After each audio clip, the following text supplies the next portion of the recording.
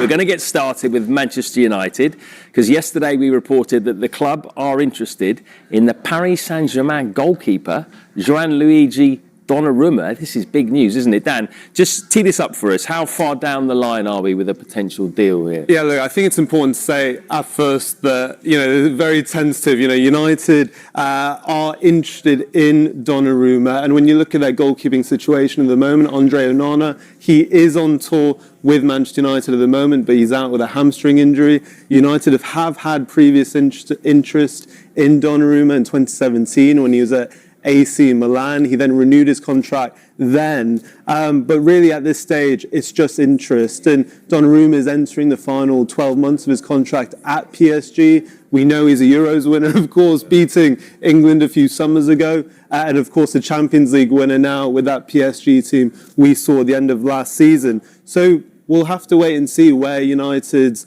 interest goes, if that turns into a formal bid. But, Jay, I'd ask you, is that where they need to strengthen right away? Definitely. I think most teams, if they could sign Donnarumma, there's going to be an upgrade on their keeper. He's one of the best in the world. I'd argue probably top 3 in the world. Obviously, he won the Champions League last year. He's a fantastic goalkeeper. He's a different kind of goalkeeper to Onana. Of course, we see Onana, even though he had an indifferent season last year, there were some very good moments, but then there was a lot of mistakes, and obviously with them mistakes, it's highlighted. You remember those mistakes. So I can understand why Man United would be looking at Donnarumma. Like I said, he's got a year left on his contract. Is this a situation where his agent's trying to get more money out of PSG? Is it a situation where he might just wait until the January transfer window, because then he can speak to foreign clubs and then maybe leave at the end of the season on a free? We don't know, but there's one thing for sure, he's a fantastic keeper. Yeah. You can see there, Onana, 8 errors leading to goals. That's the most of any goalkeeper in the Premier League last season. You mentioned it there. There are different types of goalkeepers, aren't they? Donnarumma, we saw pull off some amazing saves in the Champions League, particularly against Arsenal. But is he as good with the ball at his feet as someone like Onana? I wouldn't say he's as good with his feet as Onana, but ultimately you want your keeper to make saves. And if you can have a great goalkeeper who's decent with his feet, I personally would take that over someone that's very good with their feet, that don't make a lot of saves and makes more mistakes.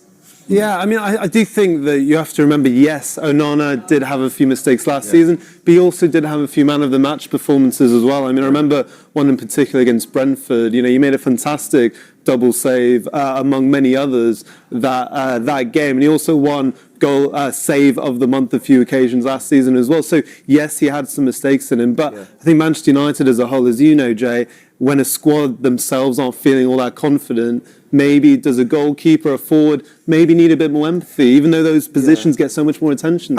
Yes, but I think the way keepers are judged, especially at the biggest clubs in the world, the top clubs, is they're not going to have many shots to save. You look at like Alisson, you look at Edison, you look at them kind of keepers in the Premier League, they might have 2 shots to save in the 90th minute. And you have to make them. And with Onana, yes, he's had great games. Yes, he's made some fantastic saves. But them mistakes have cost Man United games. And ultimately, I think that's where it's more important to have a goalkeeper that's going to make them big saves and limit those mistakes than have someone that's great with their feet, that's going to play out, hit diagonal balls. That's great, but ultimately is going to lose games for Man United. And that's what he did last year. All right, I want to move it on to the other end of the... Manchester United are continuing to push to land Leipzig ace Benjamin Sesko. But the Old Trafford club expect negotiations may take some time. United made their first direct approach for the £70 million Slovenian on Wednesday. Contact has continued since and is likely to be stepped up once United return home from the final game of the Premier League Summer Series against Everton in Atlanta on Sunday. With Newcastle fearing Sesko, 22, has already decided that United re the club for him, the way seems clear for Ruben Amorim to land his prime target. It will, though, require ongoing discussions with the Bundesliga club, who are determined to get their asking price. United have scoped to sign a striker without selling after Marcus Rashford's loan move to Barcelona immediately wiped £16 million off their wage bill. They also raised £20.7 million from sell-on clauses including Anthony Elanga's move to Newcastle and the £5 million paid by Chelsea to pull out of their deal to sign Jadon Sancho. Hey fans, which area does Manchester United need to strengthen, or is the team already good enough for you? Leave your opinion in the comments.